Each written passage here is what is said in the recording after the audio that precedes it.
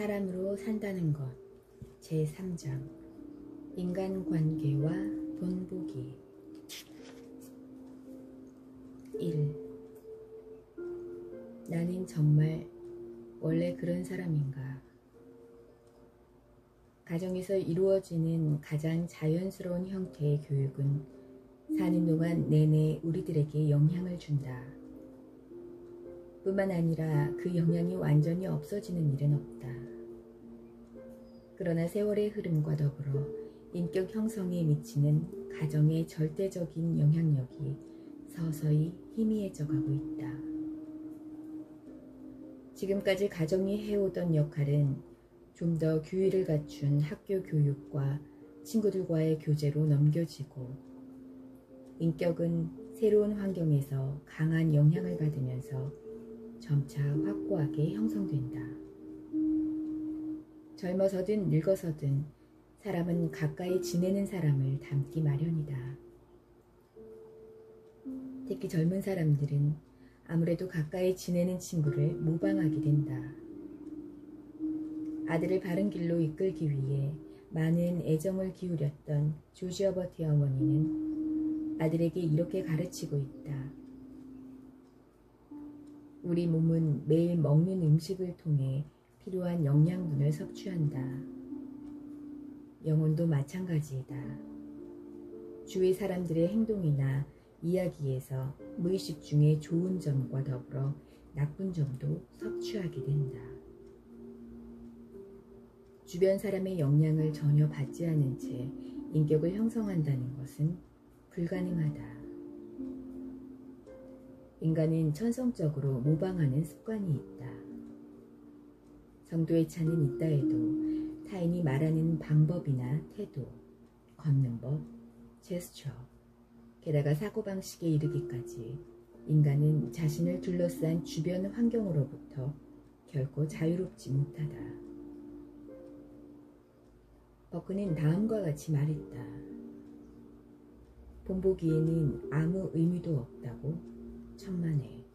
본보기야말로 교육의 전부이자 최고의 학교이다. 인간은 다른 데서는 무엇 하나 배우지 않는다.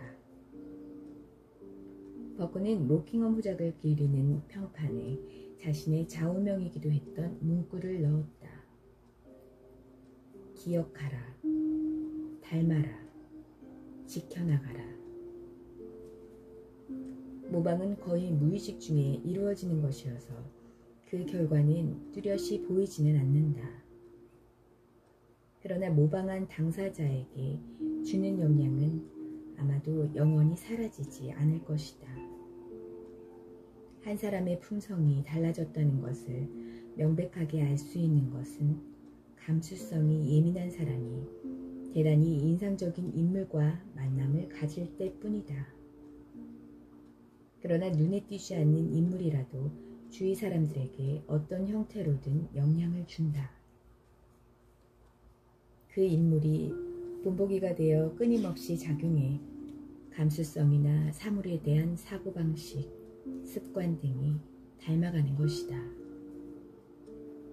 에머스는 오랫동안 함께 지낸 부부 혹은 한 지붕 아래에서 함께 지낸 사람들끼리는 시간이 흐르면서 서로 닮아간다는 사실을 발견했다.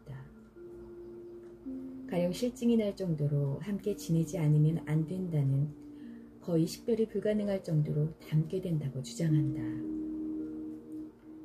나이 든 사람조차 그렇다면 유연성 있고 감수성이 강한 젊은이라면 어떨까?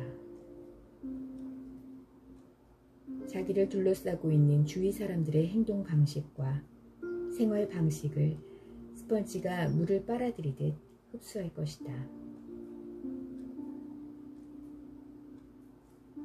의학자 찰스 벨은 편지에 이렇게 쓰고 있다. 교육에 관해서는 수없이 많은 논의가 있었지만 어떤 주장이든 시각적 본보기가 가장 중요하다는 것을 소홀히 하는 것처럼 보인다.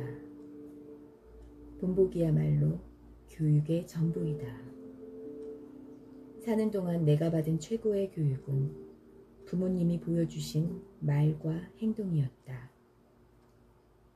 가족 구성원 모두 자립정신과 독립심에 불타고 있었기 때문에 나도 흉내를 내다 보니 어느새 그 정신을 몸에 익혔다.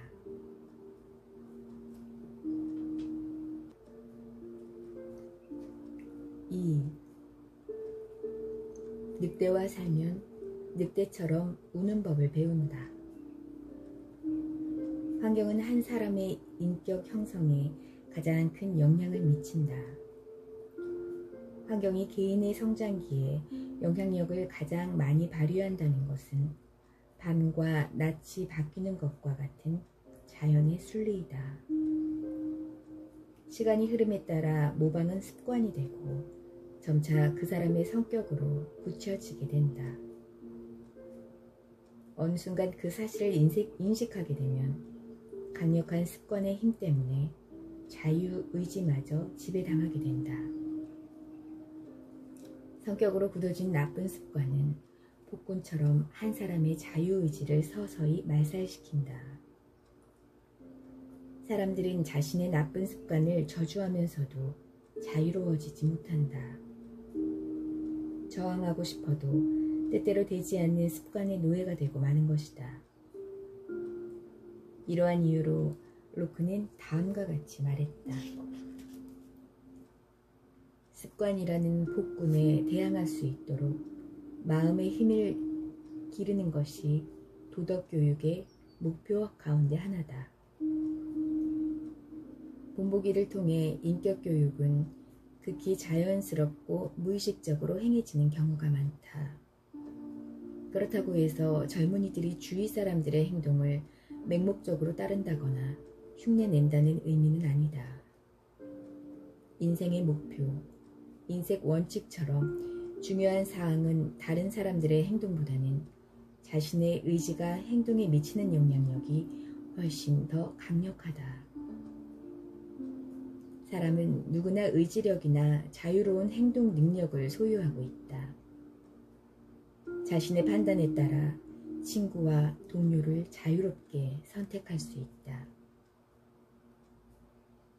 나이든 사람들뿐만 아니라 젊은이들도 확고한 목표가 없으면 유행의 노예가 되거나 다른 사람을 맹목적으로 모방하게 되는 것이다. 흔히 교제하는 친구를 보면 그 사람을 알 수 있다고 한다. 술을 즐기지 않는 사람은 술주정뱅이와 사귀지 않는다. 교양 있는 사람은 천박한 사람과 사귀지 않는다. 예의 바른 사람은 경우 없는 사람과 가까이 하지 않는다. 타락한 사람들과 가까이 지내는 것은 자신 또한 그와 같다는 것을 증명해주는 징표일 뿐이다. 세네카는 이렇게 말했다. 타락한 인간과 사귀게 되면 인격의 질은 필연적으로 저하된다. 그러한 인간이 하는 말은 대단히 위험하다. 당장에는 해를 미치지 않는다 해도 듣는 사람의 마음속에 악의 씨를 뿌려주고 시간이 지나면 그것들이 머리를 쳐들기 시작한다. 언젠가는 반드시 되살아나는 전염병이다. 젊은 사람들이 바람직한 영향을 받고 자기의 자유의지를 양심적으로 작용시킨다면 자기보다 뛰어난 친구를 찾을 것이고 그를 닮기 위해 노력할 것이다. 적극적인 자세를 가진 선량한 인간과 교제하는 것만큼 성장 중에 인격을 위해 좋은 영양분은 없다. 반대로 나쁜 사람들과 사귀게 되면 해악만 있고 이득은 없는 결과를 낳을 뿐이다. 시간이 흐를수록 그 사람에게서 사랑과 존중과 칭찬을 배우게 되는 사람도 있는가 하면 반대로 경멸과 혐오감을 주는 사람도 있다. 활기차고 열정적인 사람과 함께 지내다 보면 어느새 거기에 동화되어가는 자신을 발견하게 된다. 그래서 스페인 속담에는 이런 말이 있다. 늑대와 함께 지내면 늑대처럼 소리낼 수 있게 된다. 평범한 사이라 해도 이기적인 사람과 사귀는 것은 바람직하지 못하다. 독선적 사고방식이 몸에 배게 되기 때문이다. 마음이 편협해져서 사물에 대한 견해가 틀에 박혀버리고 도덕성도 저하된다. 의유부단한 성격으로 줏대없이 남의 말에 쉽게 현혹된다. 원대한 꿈을 향해 도전하고 싶은 사람이라면 이러한 관계는 자신의 장점들을 죽이고 의욕을 앗아가는 해악임을 명심해야 할 것이다.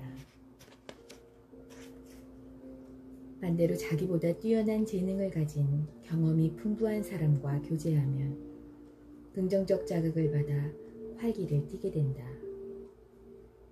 인생에 대한 통찰력이 풍부해질 것이다. 그들과 비교해서 자기를 평가하고 그들이 지닌 지혜를 공유하게 된다.